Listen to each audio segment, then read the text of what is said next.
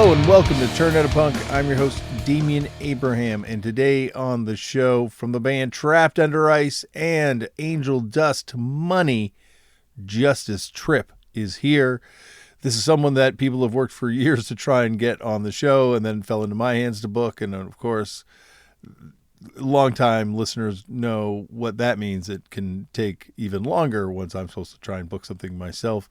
And so thanks to the tireless efforts of my long-suffering guest booker and show producer and brother, Tristan Abraham, we have Justice on the show today. And this, of course, is in preparation for the brand new Angel Dust Money record, which is on the horizon. And this, of course, features not just Justice, but also a few other friends of TOAP as well, including now in the band on guitar from the A-Team. Jim Carroll is in Angel Dust Money now. And of course, recording or engineering, producing this record is Brian McTiernan from Battery, who has been on the show.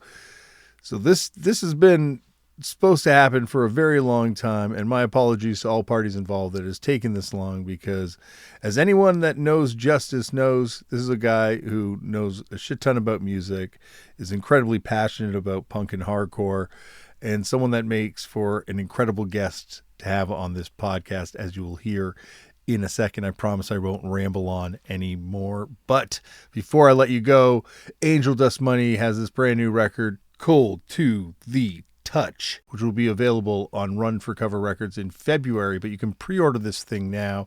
You can head over to angeldustmoney.com, which is their website. We'll also have links down below.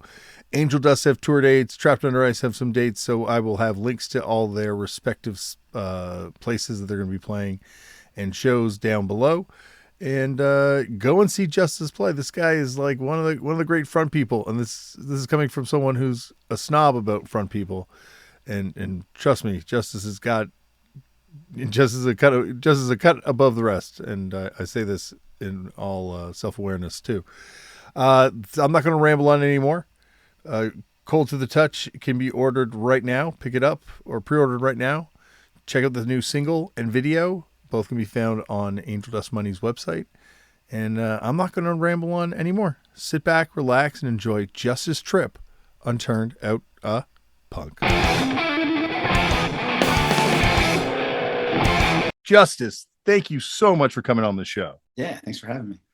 This has been 6 years in the making, I think. 5 years. Yeah. It's definitely been a cool thing to that I've wanted to check off my list for a while. I'm not really good at pursuing these kind of things, you know. Maybe I don't know if I'm any good at doing them either, but I've heard you on a bunch of podcasts today. You're pretty damn good at doing them. You did some research? I did a little bit of research. I dove in, but don't worry, I'm not going to force you to go through the discography, which a lot of people on podcasts seem to do. Yeah. Release by release, but I will not be doing that today. I wouldn't remember, honestly, man. If you bring up, I don't know. I guess life is so fast. Like you do something like that and somebody's like, oh, I saw you on this podcast. And I'd be like, I don't know if I did that or not. So you might be thinking of somebody else, but maybe I did. I don't know. You know? It's weird when you listen to podcasts too, because there's like this compression of time. So I'm listening to podcasts where you're like jumping around, like you're moving back to Baltimore from LA. And then you're doing a podcast from LA. You're doing a podcast during the pandemic. It's after the pandemic. So it's like, I feel like I've just been kind of like doing a scatter shot of the last sort of 5 years of your media appearances. That's how my life feels. It's like a scatter shot that I'm absorbing. You know, I get little bits and pieces of information. I don't know where I am. I don't know what's going on. You know, it's like just getting back from a tour. Like I've realized like the craziest question that you get asked every day is like, where are you going to be on Monday? Or like, what are you doing tomorrow? And it's like, dude, I have no answers. I play music. That's it. Like I'm going to be at a show somewhere tomorrow. I know that I have the next couple of days off. I know that. But I've just been doing that for too long to tell you what city I'm playing the show in, or, you know, just, I don't know. I could go on all day about this. It's just like my perception of time, like as an artist, and how like the only real markers of time you have aren't years or months, or it's album cycles. You know what I mean? It's like a different album represents a moment in my life, and he talked about that, but I can't tell you what I'm doing tomorrow for the most part on any given day. Yeah, like they say when you have kids, the days are long, but the years are short. And that's 100% true being in a band. Oh, interesting. Yeah. Because those days in that van feel like they go on for fucking ever. Yeah. And then you blink and it's like, oh my God, that was 10 years that I've been doing this. Yeah, it's fucked up, man. Yeah. And it's weird because like I've got friends that, like their lives go on and they're like living these like very established like localized lives which are very full and they kind of like not saying that our worlds aren't big being in bands but like it's just so different when you come back and you're like oh yeah you guys all kind of did shit when I was away being in a band like you guys just didn't wait for me to come back home. Yeah. That was before the Trapped Under Ice like break we took, like where we announced we weren't gonna play shows for 2 years. It was like the realization of that, like family, like nieces just growing. Like you like leave for a couple of tours and you come back and the little baby that you were holding is a little girl with an attitude and she doesn't like you anymore. Oh yeah, like Older family passing and stuff. the song I hate most in the world is Cat's Cradle by Cat Stevens. The cat's Oh in the wow. cradle with the Yeah. silver spoon, because it just like tears my heart Yeah. in two every time I hear it. Like as a Yeah. parent, especially like going away and like yeah, like coming back and just being like, oh my gosh, like I met Green Day's accountant one time. Oh, he's Metallica's accountant, but he also was Green Day's accountant at a different time. He's like a lifer in the music industry, Yeah. and he's like, yeah, years ago, my wife and I decided never to have kids because I'd just seen too many guys crying into payphones, trying to feed quarters in, calling their families back home. Oh, And it was the most upsetting thing anyone's ever told me. yeah. Cats in the Cradle had me feeling like that when I was 5, had me missing my children that I wasn't there for. It's like had me feeling things that no 5-year-old should feel, you know? No, definitely. It's a hard song. Even the Ugly Kid Joe version brings a tear to my eye. I think that's what put me onto it. Like Ugly Kid Joe did that when I was a little kid, and then you kind of found out that it was that's the beauty of covers, you know? Yeah. And Ugly Kid Joe for me was like kind of a gateway band to like getting into my own kind of music because I heard them on Much Music like our MTV Mm. and just fell in love with it, bought the tape, and like no one I knew liked them. My parents weren't into it at all. Like it was mine. Ugly Kid Joe was my punk. My brother was really into Ugly Kid Joe. I feel like that's I feel ignorant. I don't know the name of the record. What's the record? The one that had The kid, yeah. Is it like America's Most Hated or something. it's like a One Life Crew record name or something?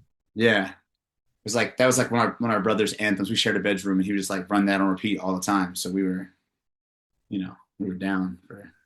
Well, this is not about Ugly Kid Joe. This is about you. So, Justice, how'd you get into punk? Do you remember the first time you ever came across it? Oh man. Uh Dude, I battle with this. I feel like there's something different that I think it was every so often, you know? I guess Green Day would be the first time hearing punk, Basket Case, um, little kid, and I was watching. It's cool that I can remember exactly where I was. I was, and my mom had a big giant waterbed, in the 90s, and I was laying on her waterbed watching TV late while she was downstairs doing whatever. And that like meant something to me to where I went and I think I like jotted down the name of the band or something. I came to school the next day in elementary school and was like telling kids about it. Nobody gave a fuck, like so my weird little special interest was that thing that I saw on TV. So, yeah, if I was to say a uh, first time witnessing punk, that would have to be it. But you were into Nirvana before that, I think, right? Um, Because Heart Shaped Box, I think, comes out before Dookie. really? Okay, if I that's the think case, so. yeah. My stepfather was he was in a Nirvana, and I remember him before um what is it in utero before it came out and they were like putting the singles out. I remember my stepfather showing me on the radio and being like, this is what I want for Christmas. I want this record when it comes out. So, was your stepfather into, like, I guess, broadly termed rock music? And He was like kind of like in the metal, and then like I think Nirvana was kind of like a bridge into more punk and alternative type things for him. And he was like always just he was like a light guy. He like did lights for some venues. I think he did some tours like before I was around, you know. Um, very supportive of me doing music. Like got me my first ever guitar and you know, just let me do rocker shit. Would let my mom be like, "Hey, it's all good. Let him do the stupid thing with his hair or whatever," you know. Was he into like Saint Vitus, or I guess the Obsessed, right? Was would have been their No, Baltimore band. more like hair metal. I That was his vibe. It's like really into I mean Metallica, obviously. I think everybody was into Metallica, but he liked Alice Cooper a lot and Judas Priest. Well, not Judas Priest, I wouldn't call him hair metal, but I guess like bigger, more mainstream metal in general, if that makes sense. Capital M metal. Yeah, yeah. So where'd you kind of go from hearing this Green Day stuff? Like obviously, I guess you're fairly young at this point. Um, I lived in like a weird neighborhood, and there wasn't a lot of people who were into what I was into, I guess. But there was a kid named Mark down the street who had a guitar. He was really into Nine Inch Nails and Marilyn Manson, and I was like discovering alternative types of music. And he looked cool. He had like green hair and stuff. He's like a little bit older than me, and then he started like showing me chords on guitars and put me onto like Marilyn Manson, Nine Inch Nails, and I guess there's some other things in there, Ministry, some other things that he was into. But yeah, What was sort of the first like local punk bands that you remember checking out? all right. So there was Misdirected. That's like the first cool band from Baltimore, and they remained a band for so long. Like I, I, you know, was seeing them semi consistently over a period of like the first, you know, like 10, 15 years that I was getting into punk music, you know. Did they put out records? They put out some things. I don't know if they'd be accessible anywhere now. Uh, it's like interesting, like you know, ska, punk, hardcore, just like all kind of things that they were fucking with. Um, and that was like the localist thing that I feel like I was kind of a part of, you know. And then I would say from there, as far as like me being involved with music, um, I always cite like this Hatebreed show at Sidebar where I was like, oh, this is a different thing, and this is kind of definitively who I am. And then I was like hooked from there on, you know. So like going to like local punk shows, like the occasional more aggressive music, but that experience, again, Out to Win, Death Threat, Hatebreed, and Sidebar. I was, I want to say 13. I just entered ninth grade. That's 13, right? Yeah, I think so. Maybe 18. Yeah, it is right. That's it. Yeah. Walked in. I'll never forget. I walked in the door, and first band that started immediately when we got there, I got spin kicked in the nuts, and I was out, dude. My little 13-year-old nuts were just ravaged. And It, I was like out on the floor. I thought I was gonna die, dude. But I love that shit, dude. You know what I mean? And I got my ass beat all night. And then for the next 20 years, I was going back to that very room to get my ass beat all the time. You know? is I was confused. The sidebar's like the one that was it's like little and narrow kind of thing, Yeah, I and think it's it's got like an upper level at the back of the room almost. yes, that's it. So 90 cap room. It felt huge to me when I was a kid. When I hear that, it's like or when I say that there's a 90 cap room, it feels like there's no way. But you know, you're so small and your world is so big and makes everything feel huge. It appears in a couple episodes of The Wire. It's like the bar where the police go to like celebrate. It's like an Irish bar in The Wire called like Slantes or something like that. I forget what it's called.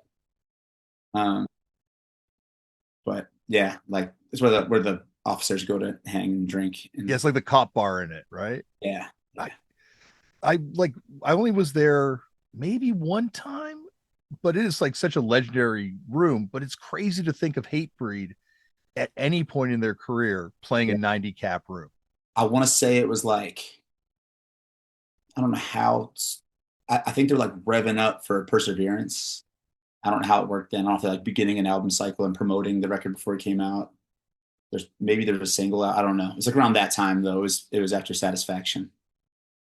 It felt like they were a band, and it's like so weird because it's well, I guess there was an internet, obviously, but it's pre the establishment of sort of internet hardcore culture. There was like Victory Chat, I think was like the main chat room back then. Yeah. And but like Hatebreed, like that hype for this band, like up until that first record and even going into Perseverance, like it just was like almost like a word of mouth kind of thing. Like there was no, it wasn't like they were getting like MTV support yet. Like after Perseverance comes out, I guess they start getting MTV support.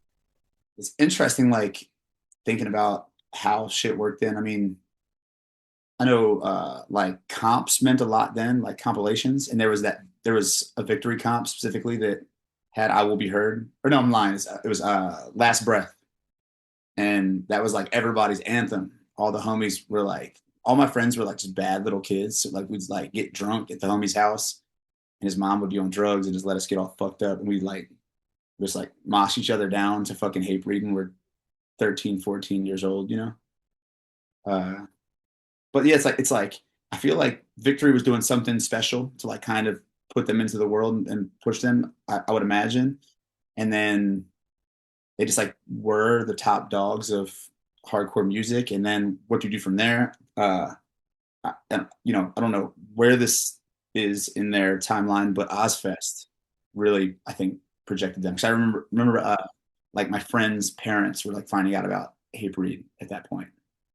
It's weird because it didn't really have the same effect on Earth Crisis, but I guess like ultimately Hatebreed is kind of more of a hooky band than Earth It's Crisis. so like I mean this in the best way possible. It's so digestible. Like it's like the most aggressive sound that you can just like understand it so well. There's a lot of like songwriting involved with it. You know what I mean? It's like smart, straight to the point when it needs to be. You know, just it makes so much sense that that would be, especially after Satisfaction, that record would be so digestible that people could just be ready for a Perseverance. And what a cool follow up in the context of heavy music that people can digest, and like metalheads who had like a real metal scene that could adopt that.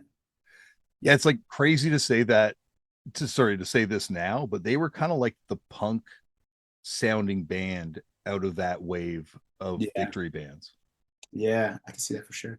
Because like Jamie was doing like DIY like hardcore shows, right? Like he was into like Drop Dead and like these bands that weren't necessarily on the Victory catalog kind of radar at that point. So I feel like they were approaching it from like a lot more kind of like I don't know, it's like song based kind of approach than some of these other bands where it's like more from like a hardcore approach to writing songs. Yeah, just like creating the moment that has a mosh part, as opposed to like what Hatebreed was doing, where it's like I don't know, there's like hooks, there's choruses, there's things I could sing along to, there's moments, and then it comes down before it comes back up, and then you get the violent hardcore mosh part. And I don't know, I feel like it's not even as simple as a formula with that record. You listen back to that, and some songs are not that at all. Like it's just like I've referenced that record a lot in context of songwriting, being like, what is the structure of a hardcore song? And between that and a couple other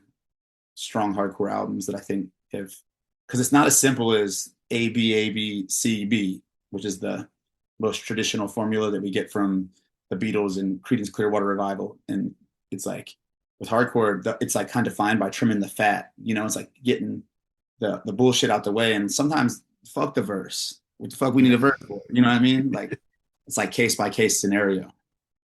Yeah, and I feel like there's like a lot more personality weirdly with that Hatebreed record. Like Jamie's personality, like it's like a front person driven record as opposed to like a Yeah, hardcore band driven record. Like he's like emoting, telling you his life story on these songs in like a very clear way. You can understand his lyrics.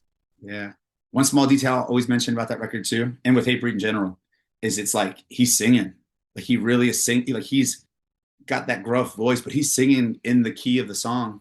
And sometimes he'll even switch key a little teeny bit. Like he'll like change the note a little bit.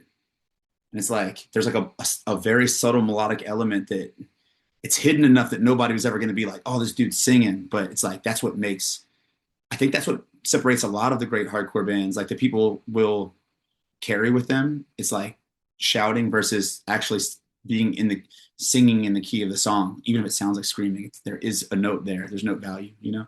Yeah, and that record, I think is really kind of what sets the stage for the moment we're in now, where Yeah. like hardcore, like Madball obviously was on a major label, like they were kind of like, well, a major minor type label, but they were like out there. Mhm. But I think Hatebreed was the first band to kind of like take it out of that hardcore context and put it in front of an audience that wasn't necessarily familiar with it. Yeah, for sure.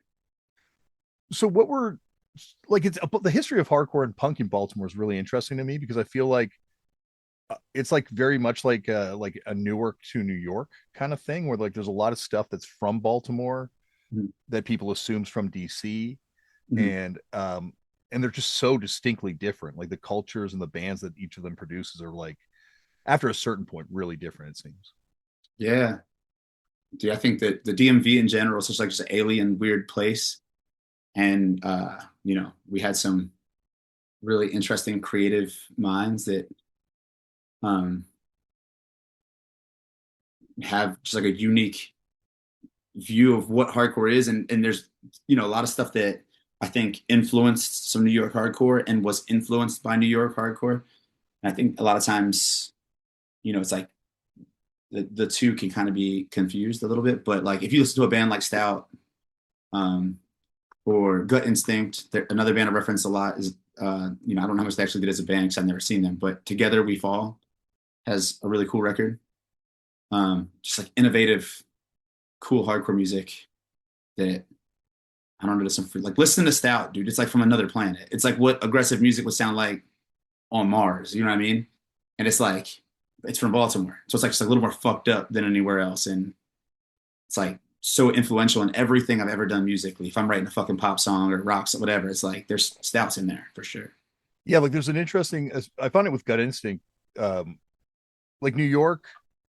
There's like this sort of like, and I don't like I'm not from there, so I'm putting this on as an outsider who's just a fan of the music. But there's like almost like it's a cool city, and like your people are like there's like a way of doing things, and like I don't Gut Instinct to me always felt like scrappier, a little rougher around the edges. Like there's a spelling mistake on the cover.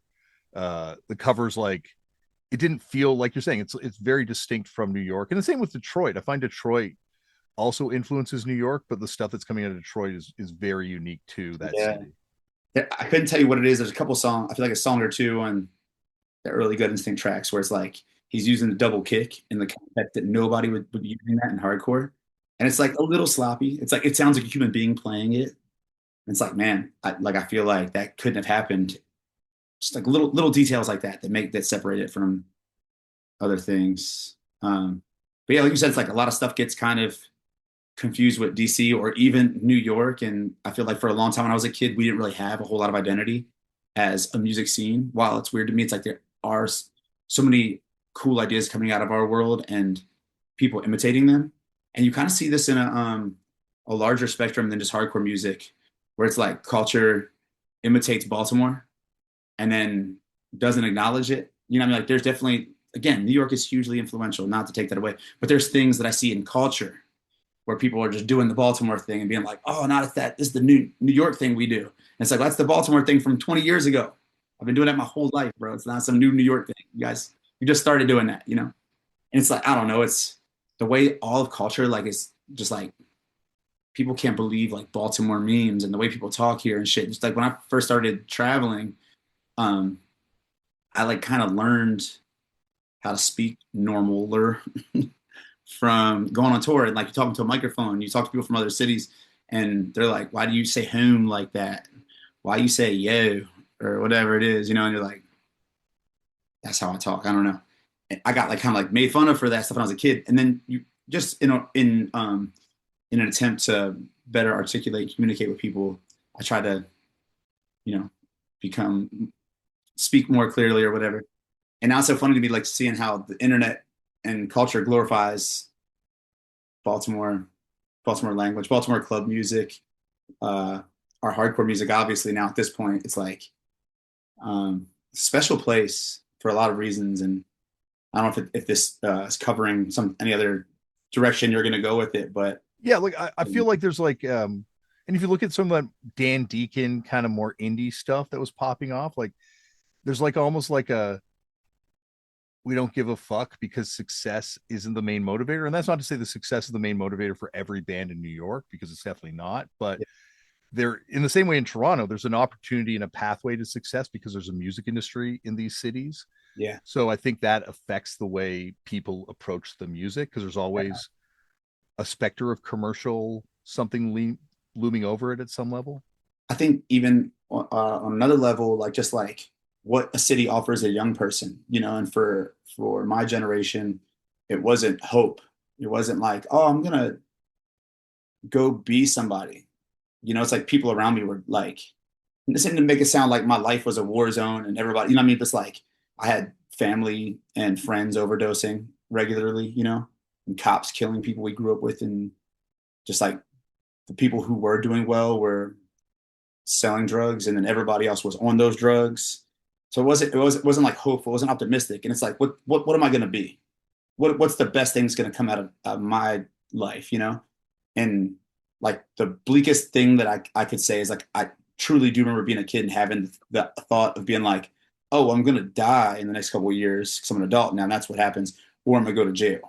And so it's like to have that kind of mindset, and that's not to speak for Dan Deacon. I don't know what exactly he comes from. I don't think it's the same background, to be No, honest. I've met him a few times. We've done mushrooms together, and that never came up. So I don't think it's the never know. I same. like mushrooms too. You know what I mean? Like you really never know where somebody comes from, so I don't ever like to assume nothing. No, and I don't think it's the mushrooms. I mean, but like I think we were sharing a lot at that point. And I think if you had been through that level of trauma, I think that would have maybe come He out was through the opening kid. up. We were both like, it was a very weird night. We were looking at other dimensions through telescopes that they had set up, like not other dimensions, other galaxies through telescopes, and it was a very weird night. But anyway, suffice to say, I think it's a different experience in Baltimore that we're describing. Yeah, I think he's still. I think for any young creative person here, it's like, what is the end result? Am I going to make some rock songs and become rich and famous and fuck? You know, what I mean, am I going to be somebody? Am I going to own Gucci? We don't have a Gucci store. You know what I mean? It's like we don't.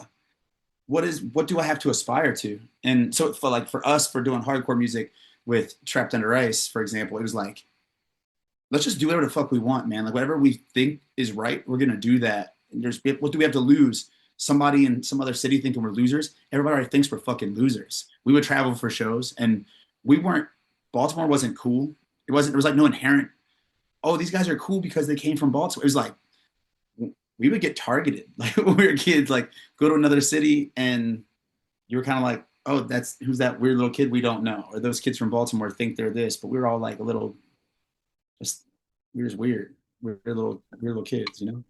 Well, it's also, I think that's like the perfect, like what you're describing, like with the affluence of parts of DC and I guess parts of Baltimore too, how there's an affluence, and then meeting this sort of like real hard street reality.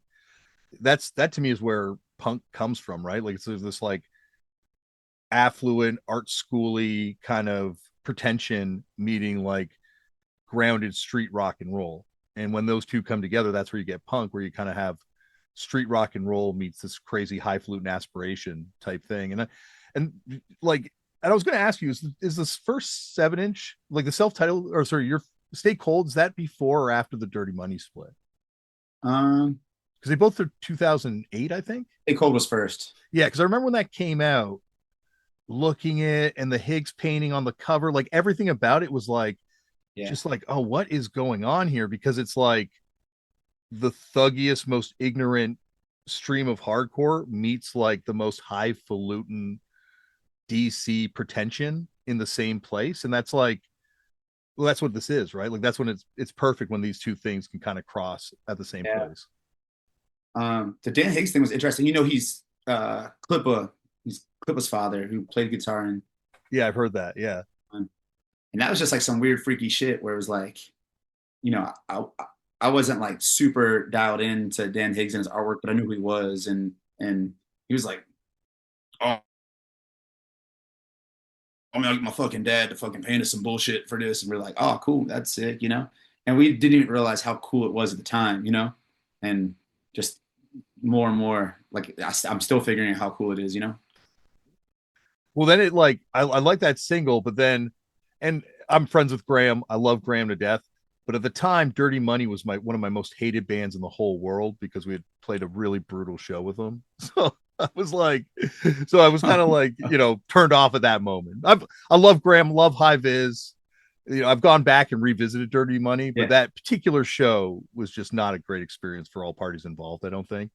So, Was they to blame for the experience at all? Do you think it was like your 100%. fans weren't your fans? They weren't. No, it's 100% on Interesting. them. Yeah. It's 100% on Graham if I was going to put it on anyone.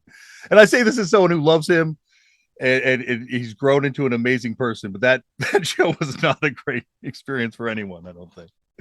Um, Uh, but well, but I think he's a great guy, you know. the best. But he was like a super young kid at that point. I think that's one of the great things I've come to enjoy about doing this podcast is like seeing people at different stages in their life and then sitting down to talk to them removed from these different stages and kind of reflecting back on them and stuff. And so, yeah, Graham's, one of my favorite people on earth, and watching everything that's going on with High Vis, like incredible. But certainly at the time, it was not where my mind was at. So, but immediately you guys felt like it was like one of those, like the Hatebreed kind of thing we were talking about earlier, where there's an internet at this point. So it's kind of like growing because of the internet. But as soon as that 7-inch came out, people were like obsessed with the band. Like it was like, I think in Toronto, because we had No Warning, it was like the promise of No Warning that wasn't fulfilled. Come Suffer Survive. Like this was like what people had hoped was going to be the next stage. Yeah, and I think No Warning was really influential in that way. Not that I think like, even musically on some level, not that I think that um people would recognize it as like a big influence musically, but just like the energy and the attitude, and then where they took it, and an element of, with any hardcore band, it's like, what could this have been? Like, what could have happened? Where could they've taken this? And I think we pursued that very hard for very long. That was like all we were committed to until we just couldn't take it anymore. We were like, we're all going to go crazy. We got to stop playing shows at least. So that was the big thing, was like, let's take a break from playing shows as opposed to breaking up, which is funny because I still get all the time, like, tell me about when you guys broke up. I'm like, we didn't. We just took a break from playing shows, which I guess is the same thing technically in a world where bands break up and then they just get back together all the time. I've never wanted to do that. I've never wanted to mislead anybody into. I think people remember that, when you say you're done and then you do the shit. I mean, again, people have accused us of doing it. People get mad. I'm like, bro, we just took, all we ever did was stop playing shows for 2 years. And at this point, and since then, it's like we do 2 shows a year. That's just where we want to be. We want to like have this thing that we can do. I love spending time with those guys, and we get together and we do it a little bit, and just really get an excuse to hang out with each other in different places. Yeah, that's definitely the smarter way to do it, because we just kept going until we hated each other, and that's where we're at now. Yeah. Stuck in a loveless marriage. How long has it been since you played a show? Beginning of the year. Yeah. We went up to Yellowknife. 2 years. 2 full years to like each other again. Yeah, like that's the thing though. It's getting everyone on the same page to agree to do that is hard, because everyone, I think, has their own experience. You know what it's like. Everyone has their own experiences with being in this band or being in a band. Yeah. So not everyone wants to take those breaks. And so like the fact that you guys were all on the same page, I think shows like an emotional maturity and recognizing we need to stop.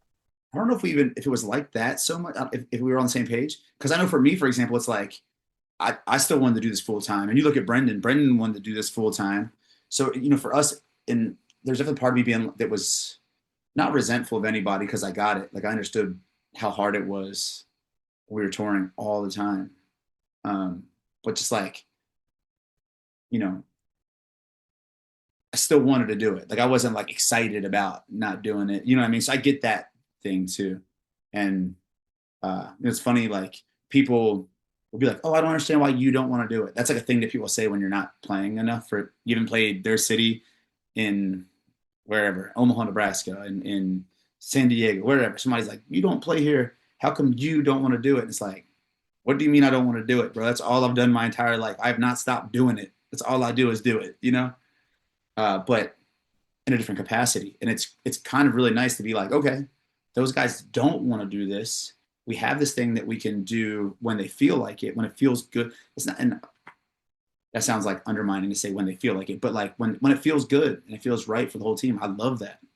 And then I have a band that wants to do it and like pursue all the time, you know, playing shows and going on tour, and we're still um, finding new places in the world together. It's crazy because I've toured Europe almost 30 times. I've toured the US 50 times. You know, it's like, and it's sometimes I'm like, what is going to be different? What am I going to see new?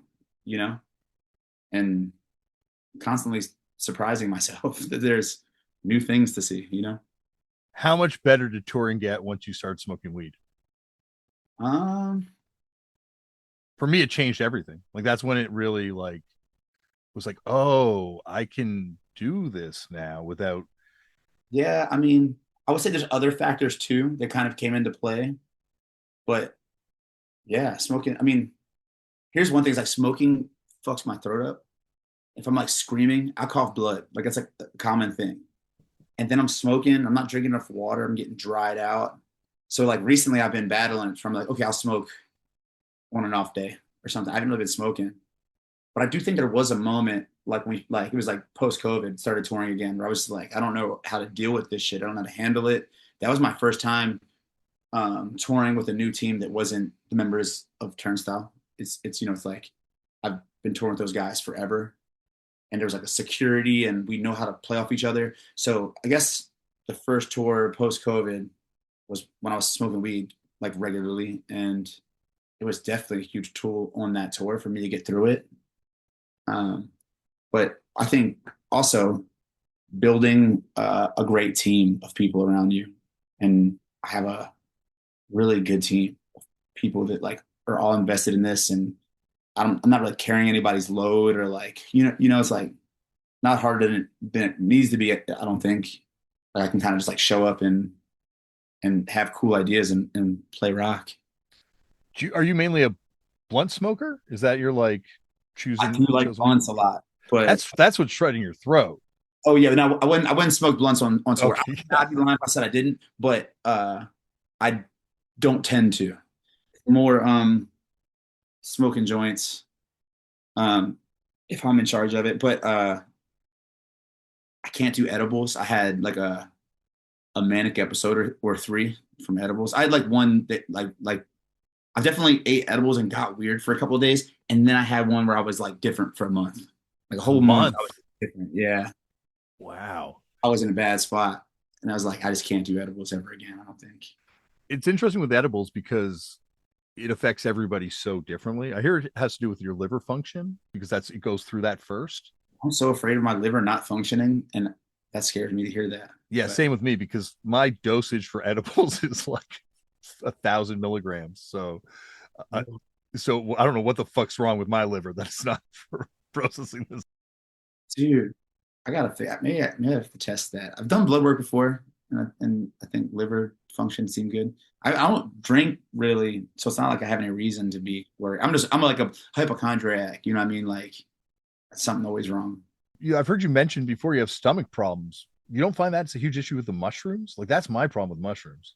Um, no, I mean I definitely have to poop after I eat mushrooms. You know, it's like I think everybody has that, but it's nothing that's ever set my stomach. You know, I have a couple. It's like it's interesting. While I say I'm a hypochondriac, I do think that is in part true, but I also have a couple like legitimate health issues, and that's why I think I'm like that. I'm like, fuck, I got everything wrong with me, and then you manifest more things wrong with you. So you got to be it's a slippery slope. You got to be careful. Yeah, especially also I find when you're in a band, you tend to hyper focus on these things. When you're in the van, you're like, what's that I'm feeling internally right now? Like, is I'm that sitting something for I should be eight worried about? hours. Um, You just got 8 hours for a self-diagnostic. yeah, I guess part of the experience of being in a band is like that sort of evolving understanding of who you are as a person. But that's kind of like cast against people's need to have you always stay exactly the way you were on the record that they love. yeah. Absolutely. I mean, there's, that's an interesting idea because, you're Damian, you're the same Damian you were in a lot of ways, but you have kids and a family. And do you relate to the things you said the first time you made music? You relate to it, but is that what you're going to say with your next opportunity? I was kind of talking about that earlier, about like just the context of my need to like create new concepts musically all the time. It's kind of pushed me away from the identity of some of the stuff I've done in the past. And with kind of this record, I let the newest Angel Dust record, I let kind of let myself do some of the things that I think people want from me. And I have that part of me that's like, oh, you want me to do that? I'm not doing that. I'm going to do what I want, you know? It's like, wait, I want to do that too. I'm just being objective. I'm just being a motherfucker. I'm being a, what I mean? Just do the thing you do well and you like and that people like about you. And yeah, I still relate to the Trapped in the Rice demo. I mean? Every word on there I said is true, but I was like a very self-centered, egotistical little kid whose feelings were hurt, And now I'm like a lesser version of those things, I hope, as an adult man whose feelings are hurt. So I just got to say the same thing a little different, like with a little more responsibility. If that makes It's sense. yeah, totally. And from doing this podcast, I realized like how many of my favorite records were made by kids that were feeling hurt and came to this genre, and it gave them the opportunity to kind of express that. It's like this is like a glowing light bulb for psychologically damaged moths punk. And it's just like everyone that's kind of drawn to it, especially people that wind up being lead singers in bands. I found there's a lot of mental health issues amongst us lead singers. I think it's like part of the reason that enables us to get up there and act a fool and entertain people that way. But it's also, we're probably the least suited people to be doing that job in a lot Also, of ways. how rewarding is it to be able to do that? Like, if I never got a microphone in my life, nobody put one of those things in my hand. Look, I've never been meant to sing in a band. There was no plan for me to sing in Trapped Under Ice. It was an accident. And if that didn't happen, it's like, dude, who fucking knows what I would be? It's like the opportunity to like air all your grievances and say like kind of speak about really personal things that you have never talked to a human being about, but you're gonna put it in a song and yell about it. And then people come to you and say, oh man, I relate to that. It's like you just feel like you're like, as a kid, I felt like such an alien. I'm like so fucked up and nobody can understand what I'm feeling. And then immediately there's young people who are like, I also feel these things. It's like it's a gift for sure to that. Yeah, I think that's how I fucked myself, because that's all I ever wanted. Like that was the apex of my dreams. So once I achieved that, it's now like, well, now what the fuck do I do for the rest of my life? Yeah. You just nailed that. I mean, that's true too. I just saw a little moment, a little clip of Ian Shelton from Military Gun kind of talking about the joy you get out of putting music out, new music out. And that's it. It's like you're putting out music and you're getting this opportunity to say, okay, world, this is me. This is how I feel. Who's got me? And I don't know if it's like more of a modern time thing or if just like the way we experience it or we perceive it, as we've done this a couple of times, but it lasts 12 hours. It's like 12 hours, people being like, man, this shit's fucking dope. And then it's like, there's gonna be a new record's getting announced by somebody tomorrow, and you lose that. It's like this little boost you get, but it's 12 hours. Beyond that, I think there's something, it's like, what do you want to do with that? Like, okay, this meant something to people. Let me go take this to the road and shove this down people's throats because I think it's going to mean something to more people. It's like kind of just like almost like a preview of what you can do when you release music like that. It's a preview of what can happen, what's possible. Yeah, it's amazing like how like you can put months, years into making a record. And the value of that in the modern world is the equivalent of someone saying some pithy opinion about a new TV show. Like that's what it's worth on the internet in front of someone's eyeballs as they're like scrolling through, and you're just hoping they're going to stop and be like, no, this thing that these people invested a year of their life into putting together, and all of them work so hard. Like that, I should click on this and maybe check out a couple of these songs just so I can know I like their old record more than this new record, and I can say that because Or that's all that happens. we have this new end game now where all your work can get just condensed to like this one concept of it's like the best like with Cold to the Touch. It's like we made this record, we spent a lot of time, a lot of hard work. I say it's like some of the hardest work I've ever done in my entire life, you know? And then we start planning music videos for it. And we're like, fly to LA and there's like a crew of 50 plus people every day, just like busting their asses to make the craziest visual I've ever been a part of. And then Cold to the Touch, the music video comes out. And I truly think I'm like, this is it, man. This is like all my life and anything I've worked on. This is like all of it right here. This is the most important thing, the most work I've ever done. And then you stick it in the 2025 and a motherfucker drops this one. AI. Just AI. That's it. They just say it's AI. It's like, what? Bro, we got motherfuckers just like really talented people doing the craziest shit. And somebody can just dismiss it. They can just wipe the whole shit clean by AI. And it's like because AI is such an evil thing, and it's like just so relevant now that it's like degrading the quality of actual real work. It's taken away from real work now at this point. I never saw that in the spectrum. I'm like, oh, it's going to make it to where people are using AI to do cheap shit. But now it's like you can't even do real shit good because that's cheapened by it too. It's like, damn, how are we going to navigate being artists in this new time? It's I don't know. It's going to change things. Yeah, like it's almost like you need the flaws in there to show people that it's like if it's too good now, people are like, oh, it's got to be computer generated in some level or AI or but if it's shitty, people are like, well, I guess it's got to be not AI because it looks so fucking bad. Yeah. Like this podcast, no one's ever going to accuse this of being AI. I've learned my lesson and I'm only making really bad music videos from now on. So, I mean, like, I mean this like not even, sarcastically, but I kind of appreciate that that's what the world really does like right now. If you look on TikTok, it's like a dude out in the field and he's like singing along to his song and it's like people can't fucking believe it. They're like, he really went out there with a camera and filmed himself lip singing. It's like, it's cool. It's cool. Like you can just do it. You know what I mean? And I guess that means if you do want to make art and put a lot of yourself in there, you gotta be careful of how you present it because it could be written off as AI. Well, I think it ultimately has to be, especially in punk and hardcore, where there's so much investment in certain periods of an artist's work to the point that they will negate, and I say they, I mean me too, everything that came after that one record that person did because that record is so important to them.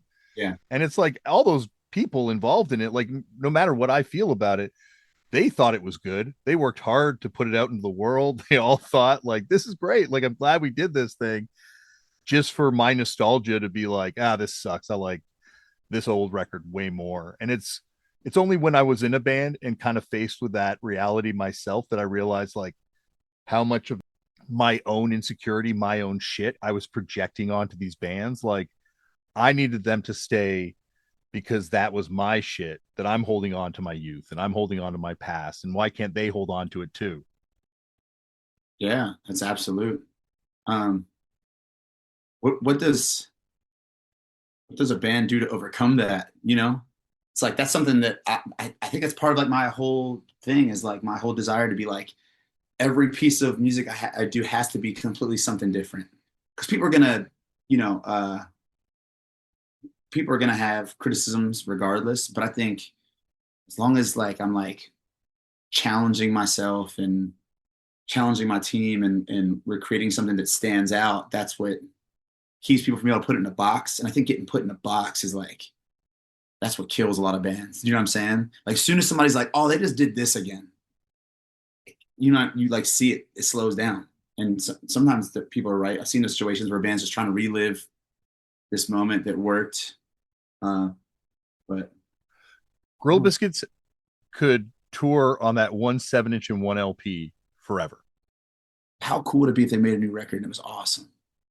There's such a risk though, right? Like that 7 inch that came out with the 7 inch. I said that's so weird. That 7 inch that came out where they had those Sex Pistols kind of God Save the Queen motif on it Mm. with David Cassidy. People were lining up to hate on that thing.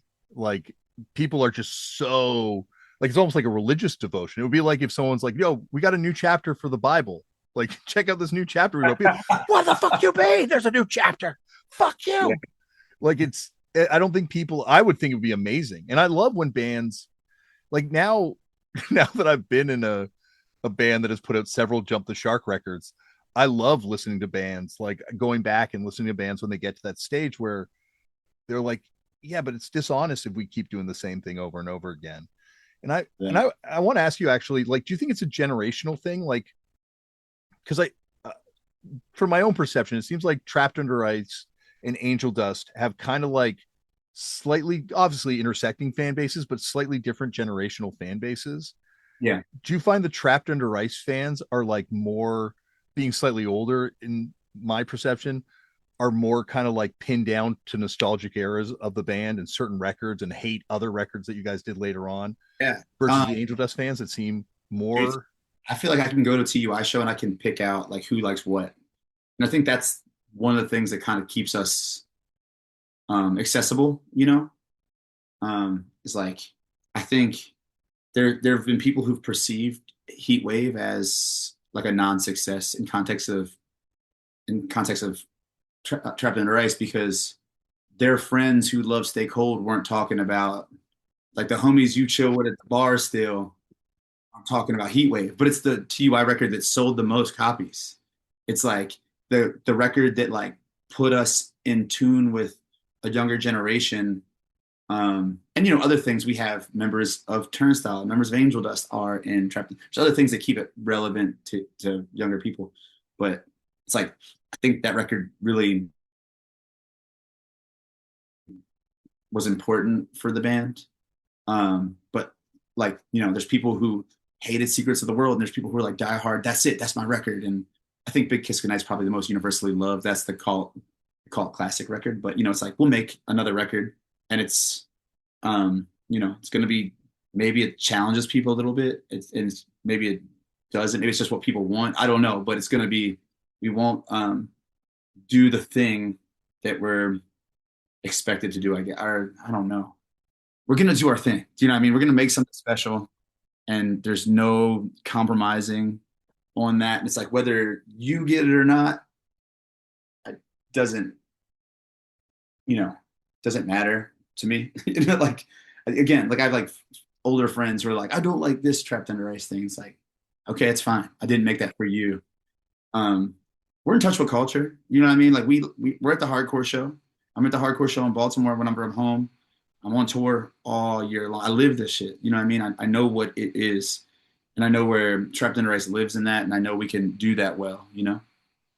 Yeah, that's what you have to do, right? Because you're never going to make every one of these people happy. You're just Yeah, going to have to make you're just going to have to do what's best for your creative output, I guess, like, and then just hope other people are along for that ride.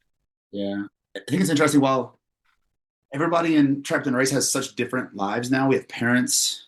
We have the guy that sings in Turnstile. We have business owners. Um, another tour musician, a firefighter.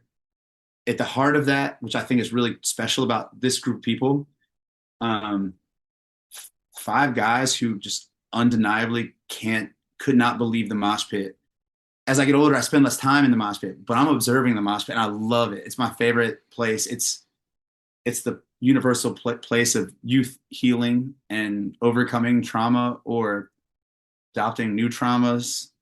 I've had a lot of physical abuse in the mosh pit, but it's like we love that space so much we can't make music that denies that space. And I think as long as Trapped Under Ice is doing that, and we have the spirit of exploration and creativity, people are gonna it's gonna mean something to somebody who needs a mosh pit in their life.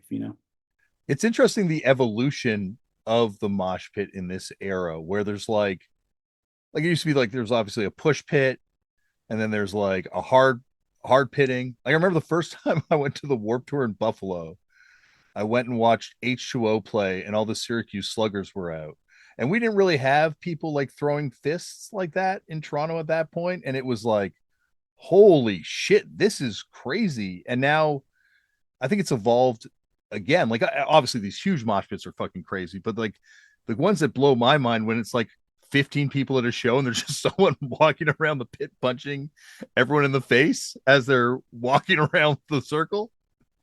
I've never gotten to that. You know, it's like maybe that works in a certain scene, and I'm not going to tell anybody what is or isn't punk or what is or isn't hardcore. Um, but for me, it's always been about dancing. There's like I've always loved like I think our generations really loved like dancing as an art. Like what other genre of music do people like know the moshing guy by name? The person that's just dancing by name. It's like those characters mean so much. Like we all know Rat Bones because he's a dude that fucking mosh in New York. I'm not even fucking from New York, Yeah, but I've Carl the watched. Mosher and like, yeah. Yeah, dude. Like he created all these things that I do Carl the Mosher all the time. Like that's when I'm in a mosh pit. When I was Trapped in Races playing the other day, I was calling upon the spirit of Carl the Mosher on stage. I'm trying. I'm you know not so much in the context of well, I guess well, dude, Saab, the like the guy who, to my knowledge, I've done a lot of reporting on this. I actually wrote a piece about this, and it was on a computer that blew up. Uh, but I wanted to release this piece about the evolution of spin kicking in the mosh pit. And everybody, all signs, I like that you brought up Syracuse because all signs, you talk to everybody over the world. Oh, I saw these guys from Syracuse do it when they were on tour with Earth Crisis. It was Pig and Guav and this guy who I don't know who he was and this guy. And they were doing spin kicks. And so I go to those guys, I'm like, where did y'all see people spin kicking? And they all kind of, hey, it was Saab, dude. Like that's the dude that was spin kicking the mosh pit first. I've also heard heard some other names thrown in the hat there, but I think Saab is the most universal answer for that. When I first went to Berkeley, California, this would have been like 99. My mom was a flight attendant, so I could fly standby for free. So I went down there and just went to Gilman shows for a weekend and just punished the shit out of the people that worked at the Lookout store. Like I had nothing to do all day while my friend who I was staying with was out at school. So I just like would go to the Lookout store and just punish the shit out of them.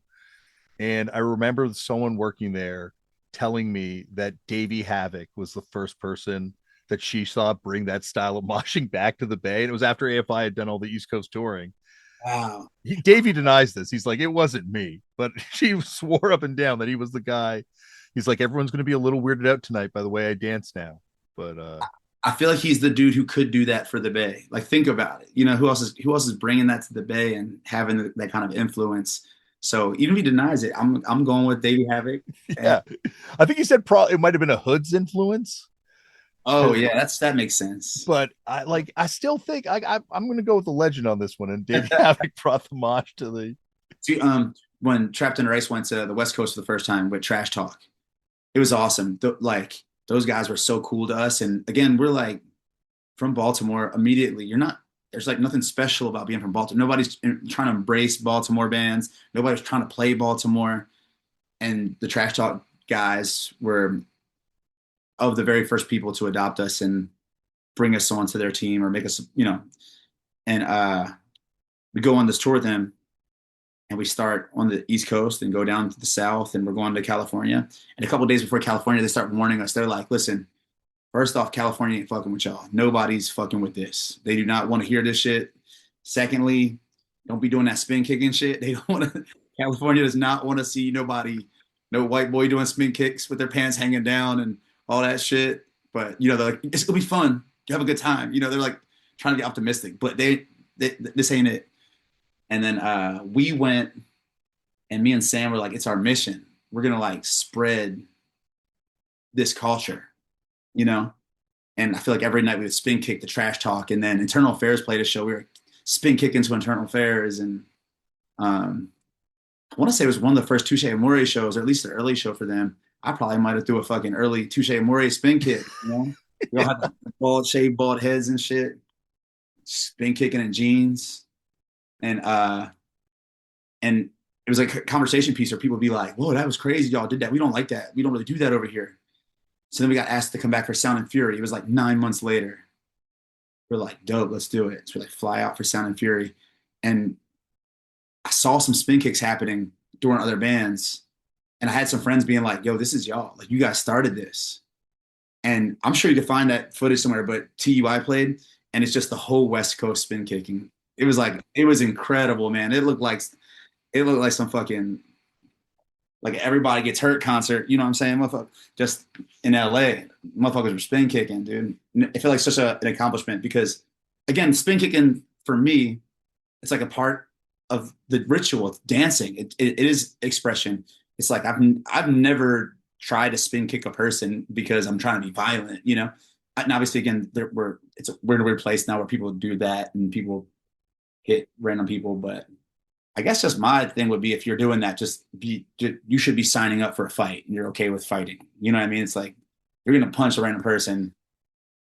That's what I don't like. Is when somebody's doing that shit and then somebody hits them and they're like, "What the fuck?" It's like, yo, just you just handed over the contract for a fight and they signed it and handed it back to you.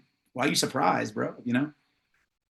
I went and saw Integrity 2000 play in at the Underworld in Oh wow. England in '99. You said in London? Yeah, in London, and there were a bunch of kids spin kicking and throwing fists, and then there's just like a bunch of old ass like British hardcore dudes, and it was just like no one was used to the kick thing because it was like really kind of new, especially in England. No one was used to it, so it was so many fights. It was just like every kick wound up being like someone getting turned around and punching that person in the face or something. Like it was just, but and it was like that in Toronto too. Like Dom and Dom, Day of Mourning Dom, a Dude, that's awesome. yeah, Day of Mourning Dom or Dirge Dom. That's like real old school Dom is Dirge Dom. And even as far back as Dirge, they had like it was like real weird moshing, and it was like the bands that Dom liked that he would bring to town, and this guy Big J who would promote like no one would be at these shows. Like I talk about it on the podcast sometimes, but I saw Stigmata and Blood for Blood played of 5 people one Wow. time. Like no one cared. But like here we are all these years later, and like you guys bringing the spin kicks to the West Coast, Dom was proven right. You guys were proven right. Like this is where hardcore kind of went, and Yeah. it's interesting to see now how it wasn't like that long of a period of time, but it's changed so much. Yeah. I think it's a cool thing with Baltimore and DC, which is kind of just one thing now. It's like all just, I always say it's like there was like a healthy competition element when I was a kid, and maybe like a level of motivation, pushing each other and healthy competition. But I've just been on this shit recently where I'm like, dude, it's just the same thing. You got DC is South Baltimore and Baltimore is North DC, you know? And uh, we have this spectrum of culture where it's like a lot of the first wave of American skinhead movement exists here, you know, and also dudes who also identify as skinheads who wear sweatpants and like you know baggy like a 3X shirt are like doing spin kicks with Timberlands on and just like wilding out in a whole different way to like spin kick metal, you know what I mean? And I think it's all valid, it's all real, as long as it you know comes back to the origins of hardcore music. There's obviously, you know, like music, there's heavy music that is not any longer in that spectrum to me. And I think it's about what is the intention, where does it come from, what is the attitude, you know? But it's all valid. And I think it's weird when people are like, hardcore is this or it's this. And it's like, man, you're missing the point. Hardcore is, it's about expression, about being an individual and authenticity, which demands a wide variety of personality types, movement, sound. It's like, it has to be different. If it's all the same, then it's not hardcore. It's something else, you know? Yeah, this is like a really interesting period for hardcore right now because up until this point, the ceiling was Hatebreed, like Mhm. Perseverance era Hatebreed and maybe the next record. said that a million times. Yeah, that's like always the thing. It's like, don't you want to be the next Hatebreed? Don't. It's like that's what everybody was saying to my whole life, you know?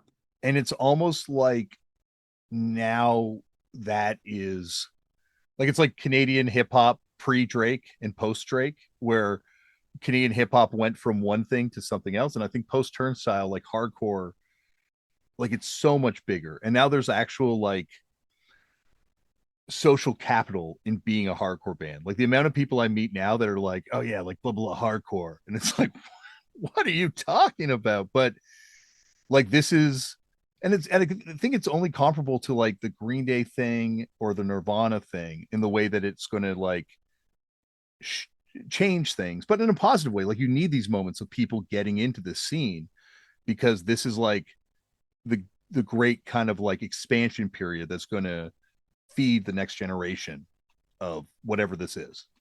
Yeah.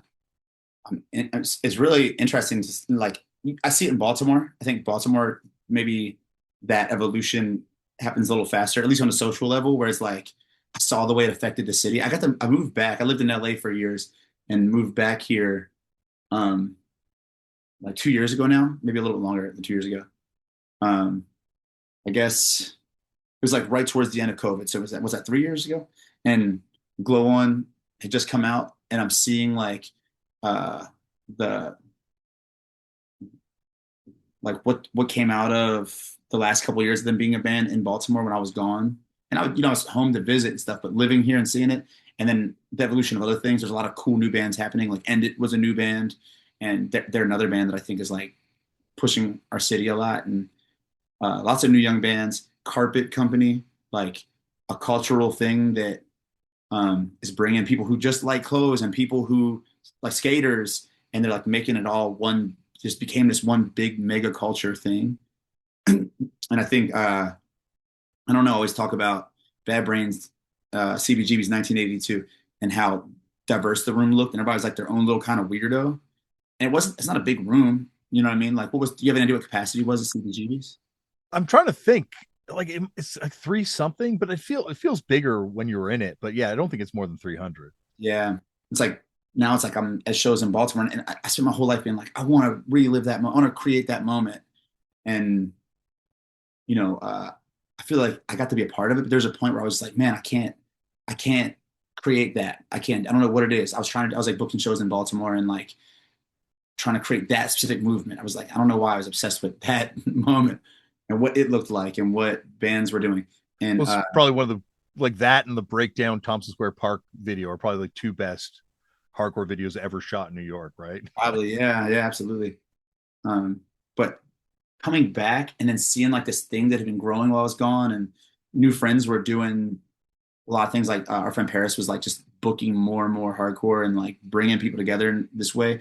To where I like the last couple of years have just been experiencing that thing that I was chasing, and it's awesome, man. It's like it sounds silly to be like, oh, I go to hardcore shows and it reminds me of this video that I used to like a lot when I was a kid, and now my life's complete. But that's been it. That's been the fucking goal since I was a child, dude. It's like, how do I make this look like that? And it's that. Like our community is that. There's like every show I go to, there's just the weirdest people. There's the people who like represent this group and this group and this group, and they're all fucking homies. And there's people obviously who don't like other people, and they got their own little interpersonal drama or whatever. It's a scene of people, but like it's just a special place. And I'm like, man, I hope this just keeps growing in Baltimore and throughout the world. And like uh, just in the context of what hardcore is, but what our city can offer hardcore is special. Yeah, it's really cool to see it now versus when I first went to DC and Baltimore, where it was kind of like it felt like it was after the gold rush, or like this is it. Like I thought there'd be like a lot more bands. I thought there'd be a lot more stuff happening, and there were like Crispus Attucks, 86 Mentality, Stout. Like there were bands happening, but it was like it wasn't this mecca of punk and hardcore, which has always been hyped up to me by the punk sort of legend. But Yeah. then now, like you're saying, like joint custody, demystification, like all these fucking bands, like all this stuff that's kind of like come out of this band culture, like it really is like the Bay Area was or is still, but like it is like a like the center of the zeitgeist right now for hardcore. Dude, I hope that stays. Not for this the not for like ego's sake of being like, oh, Baltimore's the best. It's just we have such a special thing here, and it's like feeding the city. Not that it not that this is why, but it's like Baltimore is like doing really well right now as a city. Like our mayor's doing a great job and uh like changing lives. And then we get to have this small role where we get to feed our music community ideas and inspiration. And that sounds like silly. Like what can we do with these little songs? But it's like, bro, I don't know. I just saw Turnstile play to 12,000 people in the park where I used to walk my dog, you know? And it's and I don't think anybody left that the same. It's like that was the coolest, it's like probably the most important live event I've ever been to in my life. That's crazy to say that. Like I've been doing this for I've been I started like leaving my city 25 years ago to play shows in other cities, you know? And after 25 years of that, I'm like, that's it. That's the coolest thing I've ever seen. That's the Bad Brains thing that I thought was so special is this compared to this.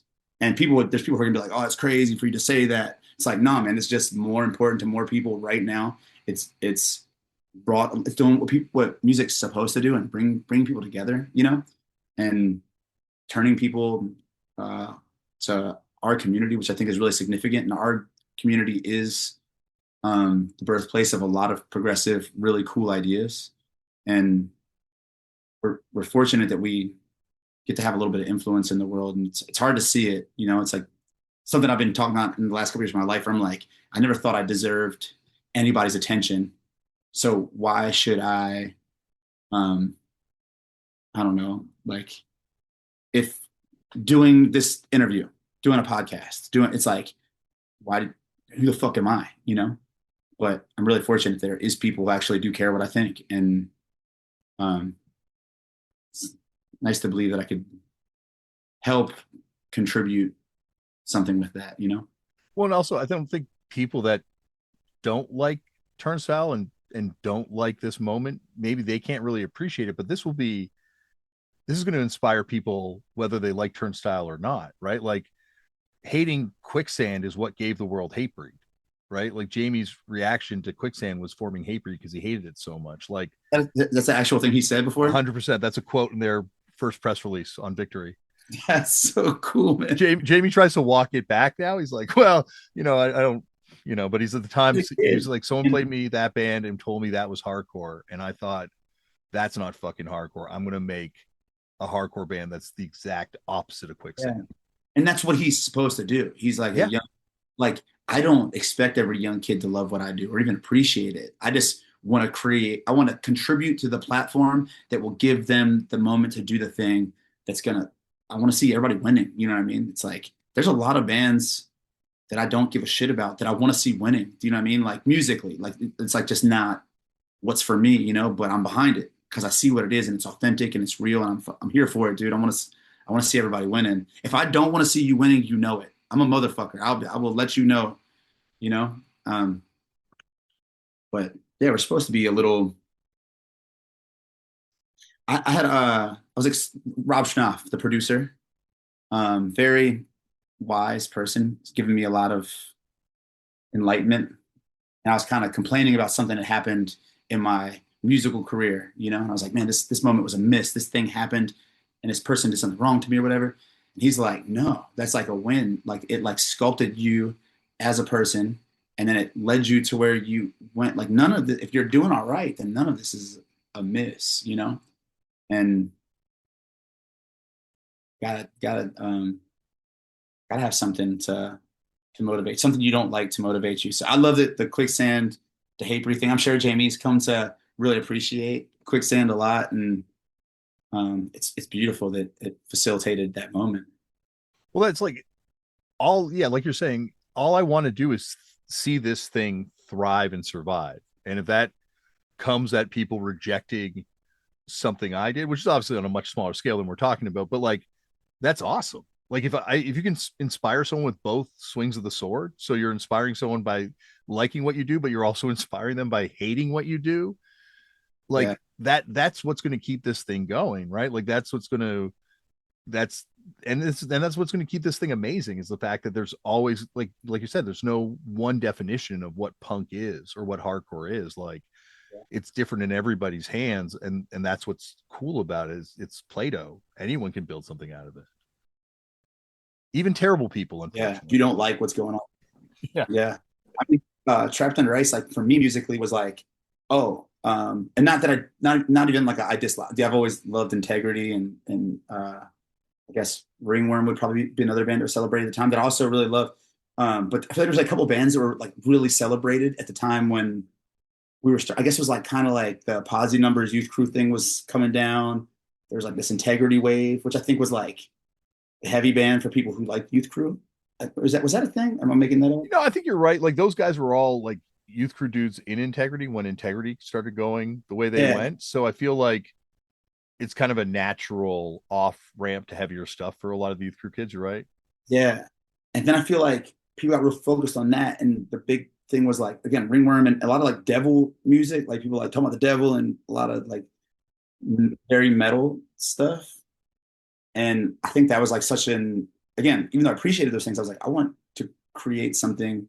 I want to take my piece of the Play-Doh and create something different, my own lane here that's not that. It's like this is a reference point that I appreciate that I can build off of and do something different with. And that's what Trapped in a Race was. It's a response to the things that you do and you don't like about your culture in the moment. And that's the beauty of hardcore is in theory, if you're creative at all, you can do that, whether it's a band or not, you can do that in a million different ways. You can influence what's happening. Well, you talked about moving to LA earlier, and I got to talk about one of my favorite houses in the whole world, which I think you lived at for a while, the Stoop, right? Yeah. It's kind of like a content house where you wouldn't want to have any of the content filmed. But like everyone was doing shit. Like it was really like every time I went there, it was like, oh my God, it's like a hotbed for activity, Yeah. legal and illegal, cultural and not cultural. Yeah. It was awesome. I feel like I end up talking about that space every day because um, I got moved in with Lee from Trash Talk brought me into the house and everybody was awesome. And there was like artists that I appreciated that were staying there and friends I'd made through touring already. Sherwin lived there. A couple other Texas guys. RJ was there, right? I think probably still. Yeah, yeah. He lived in the same apartment because it was, it's like three different apartments in the same complex. Um, it was a special moment. And then, you know, a lot of interesting people coming in and out of the house. And like every day, I always say I'm like a poser with rap, like hip hop music. I do like hip hop music, but I don't know. I don't know what anybody looks like. I don't know if you're popular.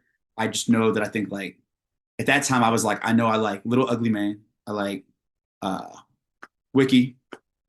Like I guess before that he was doing Rat King. I liked Rat King and then Wiki uh and then I met both of those guys through just like they were on the couch at some point. You're like, wait, you're the guy missing all the teeth. You must be Wiki, dude. Like I know who you are. Like it's really cool. I have to meet a lot of cool, inspiring artists at that place. Yeah, like uh Ugly Mane, Travis, like he never lived there, but I don't think I ever was there and he wasn't there. Yeah, I feel like he was staying there for a little bit when I was gone. Not in my room, but I think he was like staying in a room at some point, or maybe I made that up. But yeah, he was there enough to where at least I believed he was my roommate. So that says enough. I can't even tell you if he was my roommate or not. First time I met him, I was like, this is the drunkest, most annoying dude I've ever met in my entire life. But he had some of the most fascinating information that he was giving me. It was Jeez. crazy how much he knew. Yeah. And now I love him, like one of my favorite human beings on earth. But the first time I met him, I'm like, who the fuck is this guy? And now I'm like, oh, he's a genius. And that's what I was experiencing. I always thought he was like a 400-pound black man. And he's like, we were like hanging out on the porch one day, and he's like, yeah, I think I might be doing some shows with Little Ugly Man. And I was like, oh shit, you're Little Ugly Man's DJ. That's crazy.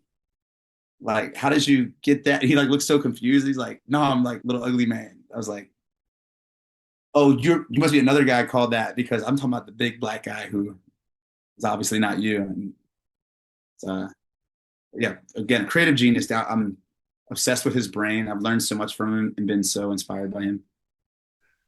It it's like one of the most it's like one of my favorite periods of my life was like going down there, playing shows, doing stuff, and then just going there and hanging out like all afternoon, just chilling. And I lived in a couple other places while I was in LA, but I'll say like there was like a healing that I got from living there that I could not have. I needed it so bad. I was so high strung and tense and uh, like demanded control of everything in my life. I was really afraid of just everything and everybody slipping away from me. And I think moving there began my process of letting go of that.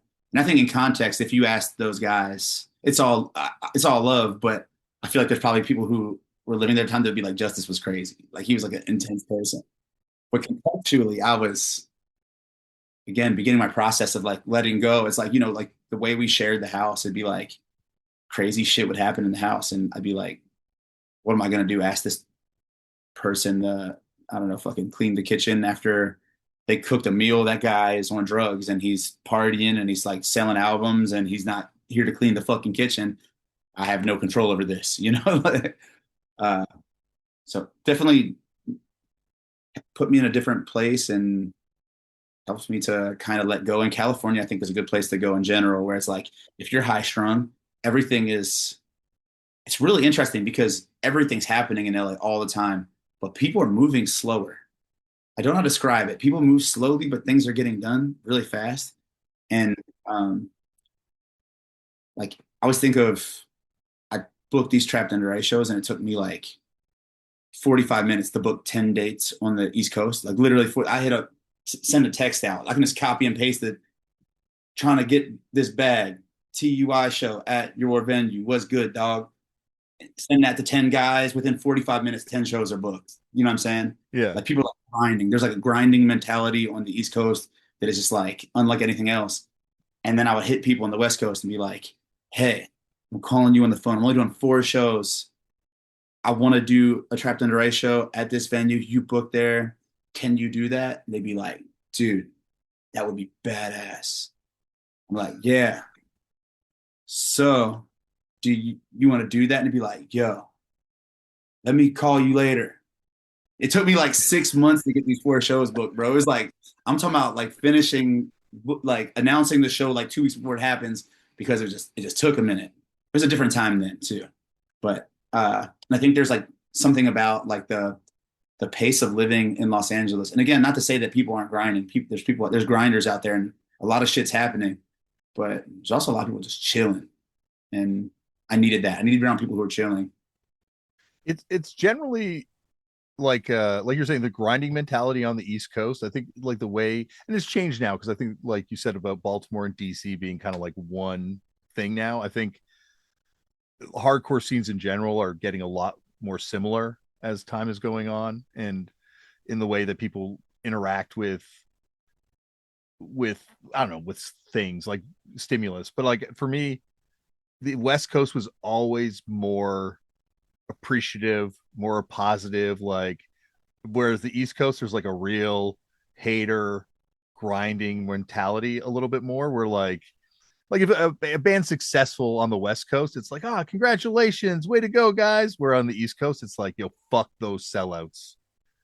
Yeah, yeah.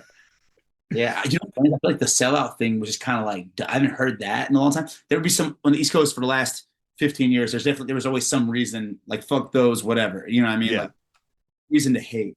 But the sellout thing, I feel like it's been like I haven't heard a band called sellouts in like 10, 15 years, but you get the occasional with Turnstile. It's like some kid on the internet like, oh, they sold out. And it's like, Well, I don't know, man. They're kind of doing exactly what they've always done. It's just cool. It like still works. Like they can just keep doing what they've always done.